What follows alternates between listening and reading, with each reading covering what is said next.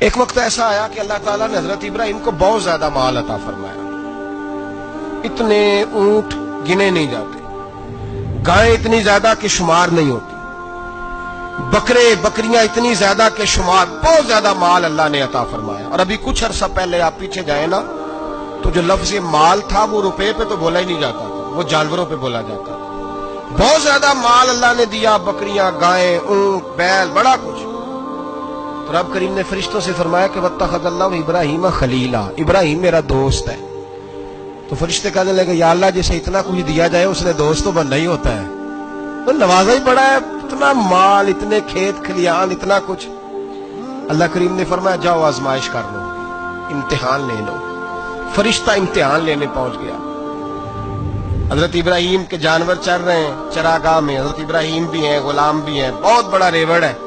آپ تشریف فرمائے. ایک فرشتہ آیا تو کھیت میں چھپ کے بیٹھ گیا اور بلند آواز سے کہنے لگے سبحان اللہ والحمدللہ ولا الہ الا اللہ واللہ اکبر. اب وہ حضرت سیدنا ابراہیم علیہ السلام کھڑے تھے تو وہ کھیت میں بیٹھ کے تسبیح پڑھنے لگا سبحان اللہ والحمدللہ ولا الہ الا اللہ. حضرت ابراہیم کہنے لگے یہ میرے رب کا نام کون لے رہا ہے؟ بڑی اس کی میٹھی آواز ہے، بڑی، کون ہے؟ ڈھونڈنے لگے، گھومتے گھومتے اس کے پاس چلے گئے. فرشتہ انسانی شکل میں، تو میرے رب کا ذکر کر رہا تھا؟ اس نے کہا میں ہی کر رہا تھا. فرمانے لگے یار ایک دفعہ پھر نہیں کرتا؟ تو کہنے لگا ابراہیم پہلے تو میں اپنی مرضی سے کر رہا تھا، تو کہتا ہے تو پیسے لگیں گے، پیسے ہیں تو کر دیتا ہوں. حضرت ابراہیم کہنے لگے بول تو کیا لے گا؟ میرے اللہ کا ذکر سنانے کا کیا لے گا؟ کہنے لگا جتنی بکریاں آپ چرا رہے ہیں ساری دے دے تو میں اللہ کا ذکر سنا دیتا ہوں. آپ نے فرمایا بس جا تیری ساری ہوئی، میرے رب کا ذکر سنا. اور پھر شروع ہو گیا سبحان اللہ الحمدللہ ولا الہ الا اللہ واللہ اکبر. حضرت ابراہیم علیہ السلام کیف میں، یار پھر ذرا سنا، نہ علما وچ پھسا سانو، تو یار دی گل سنا سانو، ذرا دوبارہ سنا. میں پھر سنایا، ایک دفعہ پھر کہا. فرشتہ کہنے لگا بس جی آپ کے پیسے پورے ہو گئے. حضرت ابراہیم کہنے لگے چل ایک دفعہ اور سنا. کہنے لگا پیسے لگیں گے. تو کیا لے گا؟ کہنے لگا گائیں بھینسیں ساری میری. فرمایا بس یار اتنی قیمت، تو سنا صحیح، سارا کچھ ہی تیرا. پھر شروع ہو گیا سبحان اللہ والحمدللہ ولا الہ الا اللہ واللہ اکبر.